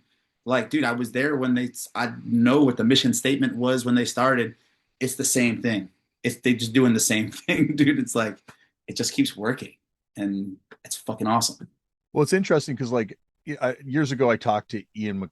I'm like punished the shit out of Ian Mackay at the Discord house for like 4 hours, right? Just not recorded, just straight up off the record punishment. And we kind of got into like a bit of a heated thing about how they're like, I'm like, there could never be another Fugazi because like the whole board is changed for the game. Like you no longer sell a physical thing. Like you still sell a physical thing, but we're all engaged with corporations as soon as we put out music because it has to go on streaming services. It has to go to YouTube. It has to go to all these places, which you would shun in the older days because you could sell a physical CD to the people that came to your show. And there was like a lot more sort of centralized, contained economy back then. And it's shifted now. Like, so there's the idea of selling out to me is it's kind of quaint because Yeah. you sell it as soon as you put your music out into the world at this point. Yeah. Like we're all like, and I Yeah, don't it mean makes that in a bad way. Like it's just the reality. oh, yeah. Yeah, it's like by definition of the '90s, I've sold out 100 times. You know what I mean? Like more. You know, Yeah. it's like It's like it's that's like the like the I know people went off when the singer of Paramore was like Turnstile's my Fugazi, and people were like, well, they're not like Fugazi, but I what she's saying is her world is not the 90s world. Like she's not in Bikini Kill, she's in Paramore. So her relationship to this stuff is going to be kind of different because it's from a different time. I don't know. I'm not making any yeah. sense. A lot of weed, Justice. A lot of weed. No, it makes absolute sense. It's like what did Fugazi give people then, and what does Turnstile give people now? You know what I mean? It's like I think it's very much relative. I've heard that comparison a lot. I like, you know what I always think is a funny one. I feel like you've definitely heard this one. If you're from hardcore, it's like who's it was, you know, for at least again until Turnstile happened, it was who's the next Hatebreed, and then there's always this like who's gonna be the next Turnstile thing. And I hear young bands that are it's weird. Young bands are kind of shameless, and part of this is because they didn't have like the hazing rituals that we did. Like if I were to be like I want to be the next Hatebreed, like everybody would be like we hate you, you're a Yeah, loser. we're gonna You know, kill like, you. What? yeah. That's insane. Or now, I'll talk to young people that's like, I want to be the next Turnstile. Why can't we be the next Turnstile? And I'm like, well, first off, you don't write songs as good as Turnstile. Like that's just they're good at writing songs. They're like geniuses. You know what I mean? Like second off, they've all been so invested in this for so long, and you found out about it recently, and you're still figuring it out. These guys are like years of work into this. You know what I mean? It's not like so you know it's like always that like I want to be Hatebreed into I want to be um, I want to be Turnstile now, and or don't you want to be Hatebreed? Don't you want to be Turnstile? And then on the bigger spectrum, my whole life has been who's the next Nirvana? Like outside of hardcore, it's like, well, this is the new Nirvana. This is I remember by saying Little Peep was the new Nirvana, which it was the new Kurt Cobain, you know, which I wasn't even offended by that. I think people were offended by that. I think he was a genius in his own way. I think just because he's not playing a guitar, people were sensitive to that idea. Um, but in my opinion, and this is a crazy thing to say, I think that's Turnstile. Do you know what I mean? It's like who's the band? Honestly, I had a conversation with Dylan from Earth where he has perspective, where he saw Nirvana happening, you know, and we were kind of talking about that. Like people said this band's the next Nirvana, this band, and I don't know if it's like an idea that he's like super committed to. I'm definitely speaking for him out of line right now. But in the moment, he was like, dude, the only band that I felt that with was Turnstile. Like I feel, and this was years ago um, before Glow One came out, where he was just like, I see what this band is doing and the way it is attracting young people to like guitar music, and it's like creating this wave. And I think that's Turnstile. I think that's the band that could do that. Now that conversation was maybe 5 years ago. It's like I I think that is kind of real. Am I crazy? I don't know. What do you think? Well, that's true. That means you're Buzz from the Melvins. I'll take that, Yeah, dude. I'm or if they're Green Day, you're Tim Armstrong and Rancid. bro. See this? I'm winning. You know, it's like Exactly. I do think like the thing is when people are like, oh, what's going to be the next whatever? I think they fail to take into account that so much of it is timing and place, right? Like there will never be another Turnstile because the way that obviously through grinding and doing all these records, but like the timing that everything kind of landed at, like they are the band for that time. In the same way Nirvana was the band for that time. Like I love Nirvana. I don't think they're the best band of that era, but they were like the perfect band for that era in the Who way do you that they think you like musically more? Whose records can you just sit down with and just it takes you further than Nirvana records could? Because I really do. I go back to it and I hear all the influences. I love just like dissecting that because Kurt Cobain was like one of those people who took all these things and put them. When I meant Kurt Cobain, because Chris was doing it too, like with the Killing Joke riff, and you know what I mean. It's like take all these little things that they loved and smush it together into this thing. And you hear that with Turnstile as well. Like it's like that's kind of how those guys' brains work, where they're like put Baltimore club music in with the they've had the comparisons to Rage Against the Machine or whatever, and they make it their own little thing. Um, but yeah, it's like I obsess over Nirvana records, and I don't know who did that, who collected all the things and smushed it together better. Who would be your go-to? like for me, like who do I listen to more than Nirvana? I think Sonic Youth, Dinosaur Jr., Red Cross. Okay. But those are like I guess slightly older bands too. I love the Melvins from that era too. I think I listened, but like I know what you're saying. Like to me, once I heard the Wipers, I kind of like was like, oh, Nirvana's not. They're Yeah, it's amazing. crazy. Yeah, but they're Yeah, not. They didn't invent the wheel. And but once you hear the Wipers, you're like, oh, that's where it came from. And when Buzz was on the podcast, he talked about taking Kurt to see the Wipers for the first time and how Kurt was just like his mind was completely blown. And it's like, oh yeah, he must have heard Dimension 7 or D7 and been like, yo, I could write a song like this. This is what I'm gonna do. yeah, And like he was a genius. He was one of the greatest songwriters of my lifetime. I just think like I don't know, like I feel like it's hard to phrase, but I do feel like they are like the only band that could have done what they did during that time.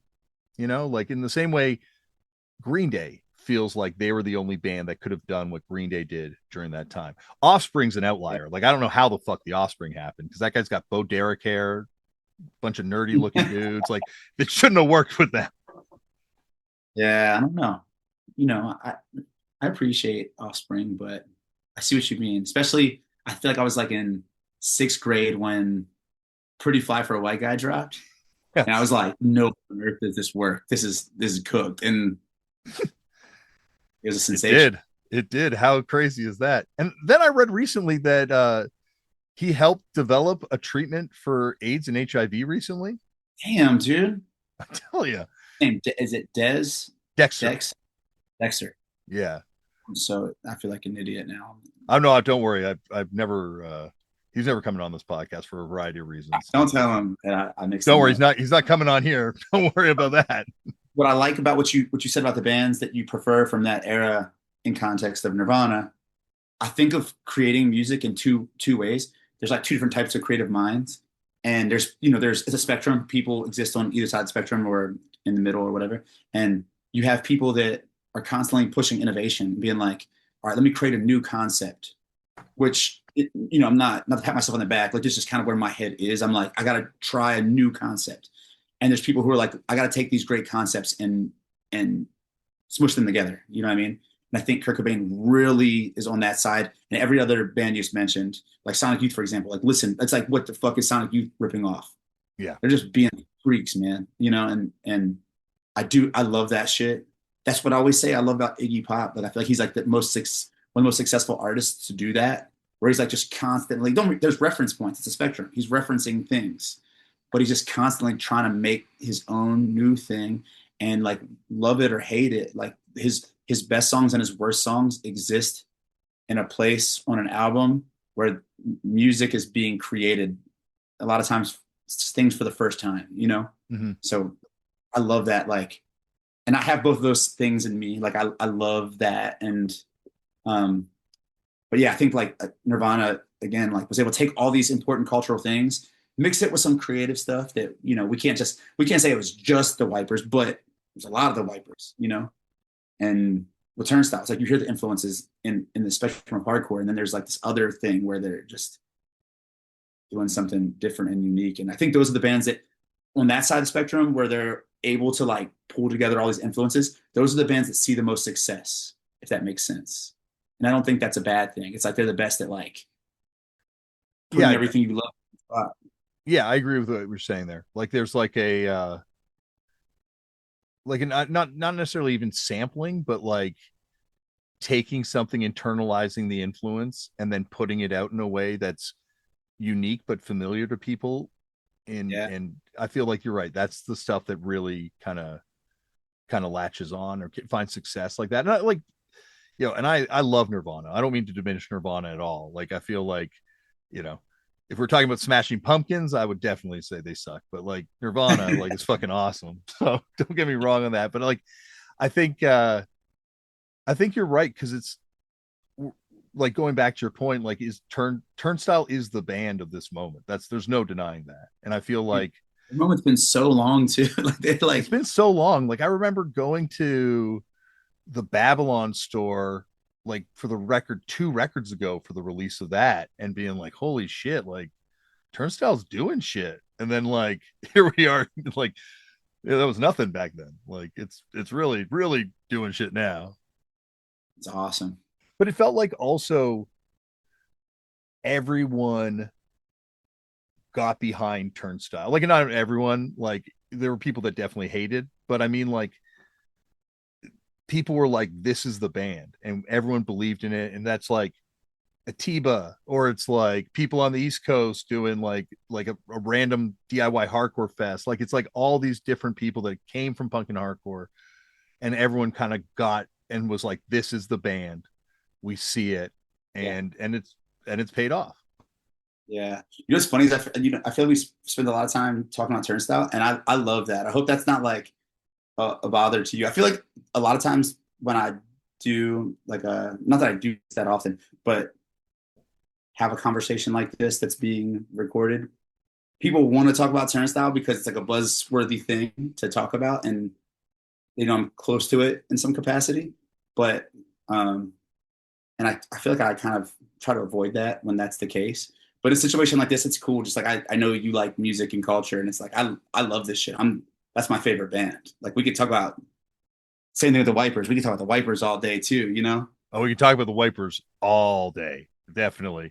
Greg. I have a pretty cool little subtle Greg Sage story that ties in with Riley Gale. Like around the time of COVID, uh, me and Riley would just like get on the phone and talk every couple of days. It's like lonely and isolating, and you'd be like, "Hey, what's up?" Like, I wish I was on tour because that's a face you would see on. I lived on tour, and I could be in any city, and that fool would just pop up, hop in the van, and he was with us for the next week. It was never a question. It was never like, "Is it cool if I just I'm in the van now? Let's go," And so at the time, we're on the phone pretty regularly, and I was telling him a couple things. I was like, I just ordered these records from Greg Sage. He's like, I guess he's like still actually the guy who mails you the records when you order Wipers records from his label. I was like, I just ordered these records, and I was like, I want to do a cover of this Greg Sage song, "Sacrifice for Love." You know the Oh song? yeah. Yeah. It's like probably lyrically one of the songs that is like most relatable to what I think at this point in my life. You know what I mean? And we're talking about how cool the song was. And he's like, dude, you gotta ask, you gotta hit him, right? You gotta ask him to. So he had my address because he just sent me the records, and I think I emailed him. I don't think I wrote him. I emailed him. It's like, hey, I'm love you, think you're the coolest. I want to do a cover of this song. And then he mailed me, and I always end with a smiley face. You text me, everything's a smiley face, which apparently can get you in trouble because people always think that's like a sexual like sign. Like text my mom smiley face. That's like smiley faces. So like said like you're the best smiley face, and he sent me a physical letter, and I opened it up, and it was just a smiley face. Like he had drawn a smiley face on a piece of paper, which I saw as a blessing. And I called Riley, and I was like, dude, I'm like he sent me a smiley face, and we're like all giddy, like just like little kids. And that was the last time I talked to him. So it's like that's his song now. You know what I mean? Yeah. And it like absolutely the song context, the lyrics absolutely apply to like who he was and the conversations we had. And but that's like my only Greg Sage lore. I really, I've caught some little stories and stuff, and don't know too much about him. Well, it's interesting you bring up Riley there too, because I miss that guy. Like every fucking day I think about Riley. And Yeah. And like with Greg, I've heard, and I don't mean to speak out of turn. It's not the case, but I heard that he's got struggles. Like, and I think there's like going back to what we were talking about, what I was trying to force on you earlier about lead singers. Like, I think there's like a mental health component for lead singers, and I think because Riley was so positive all the time and was like such a cheerleader in Yeah. the best way possible, I never stopped to think about the stuff that he was fucked up by.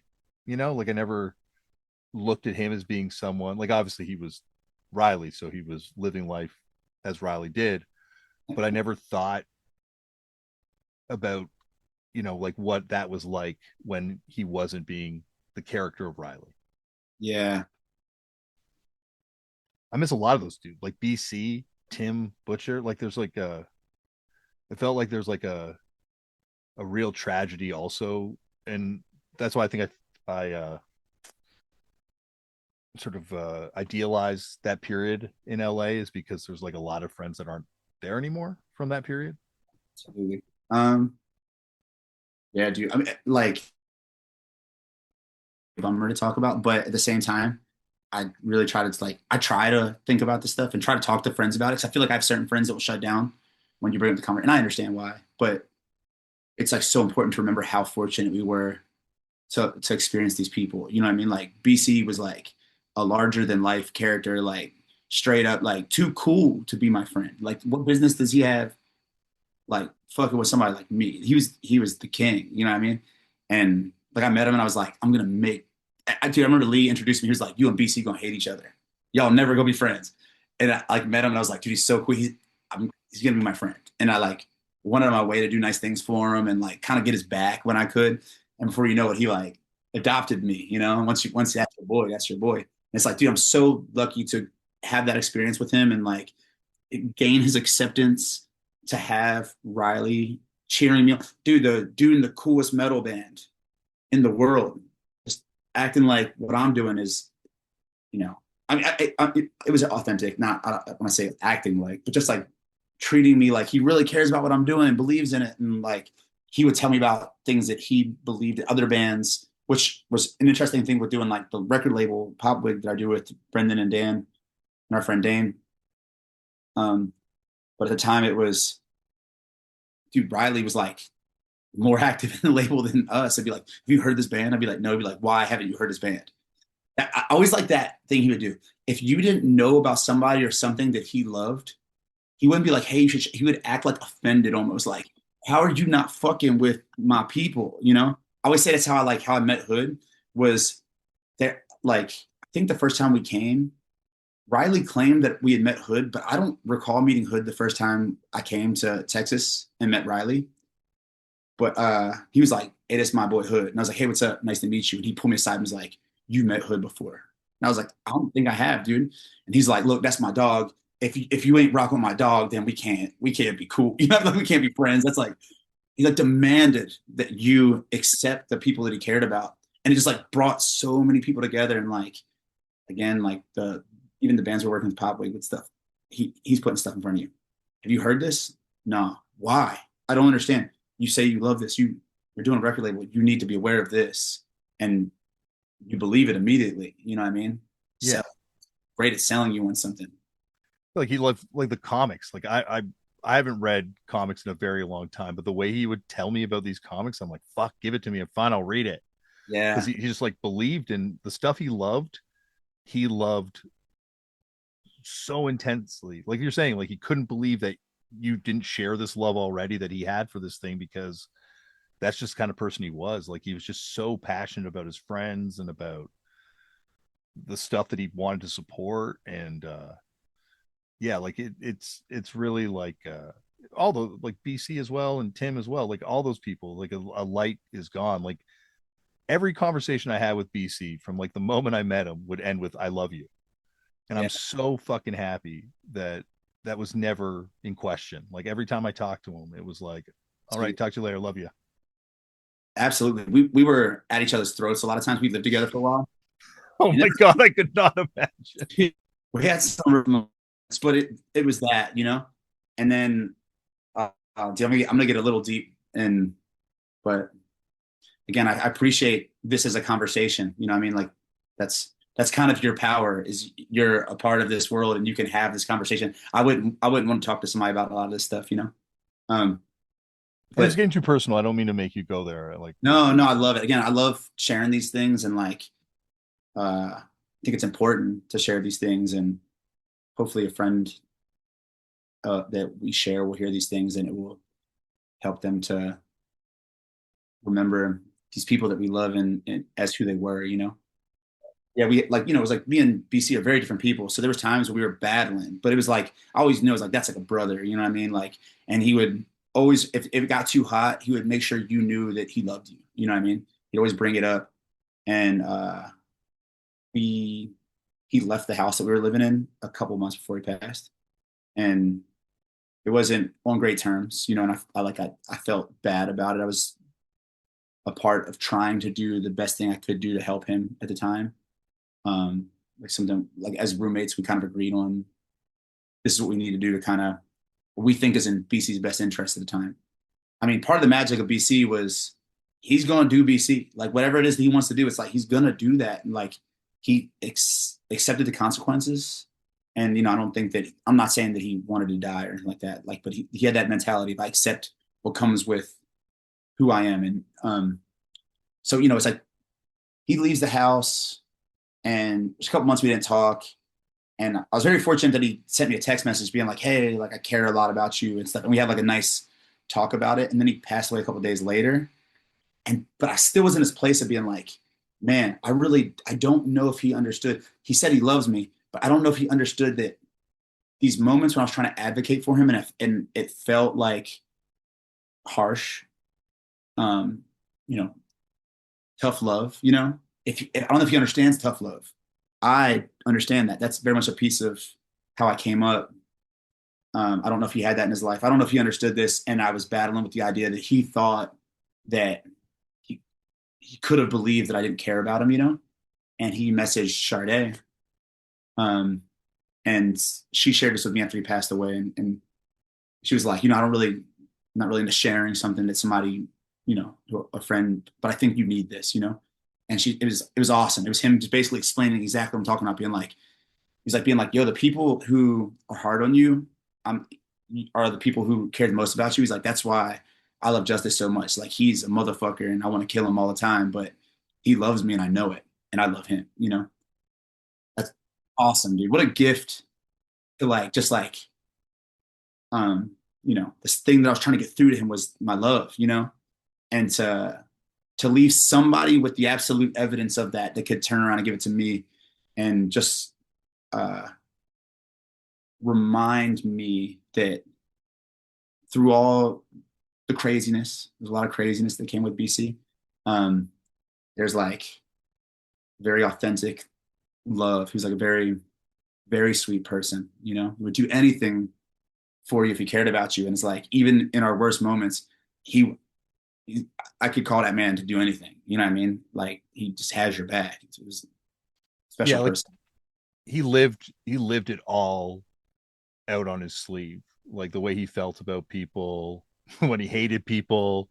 He definitely would let you know how much he hated someone. Yeah. And like you're saying, like not that he wanted to happen what happened, but at the same time, I think all of us had conversations with him where we were trying to I'm trying I'm not change him, but just trying to like support him in a way that he might not have wanted. Yeah. And he would always just like he lived the way, and like I don't mean to be glib about it, but he went out the way he wanted to live too. I think in on some level at least. Like he was never not BC. Yeah. Yeah. Absolutely. Man, I didn't mean to have to make you talk about that. I'm sorry. But how, and no, it's all good. Again, how lucky are we? It's like there's lessons. You know what I mean? Like in in somebody like my life's better because I moved to LA and got to spend time living with these. Even when it was crazy, I'll tell people I would wake up 4 o'clock in the morning and he's standing over top of me in my bed, like, "Bitch, I'll beat the fuck out you." And I'm like, "What? Why are you in my room? Get in my room." You know? He'd be like, "Get your bitch ass up. It's time to get beat." I'd be like, I want to sleep, dude. Go back. And I'd like escort him back to bed, like just on one. But it's like, with who cares? It's like there's all this lovely information to be downloaded into your spirit. And again, we get with Riley, I got a lot of that too. Yeah. Yeah. Like, I feel like all those, like Sherwin, like RJ, like Hood, Chase, like all those Texas people, like I'm so lucky that I got to meet those people and become friends with those people. And then when everyone kind of moves to LA, hang out there and like meet all these other people in LA. It's so weird also that BC, because I met BC with Miko Miko. So the fact that he would wind Oh, up hanging out with all these crazy Texas people was just like, seems like too perfect of two different worlds crashing together.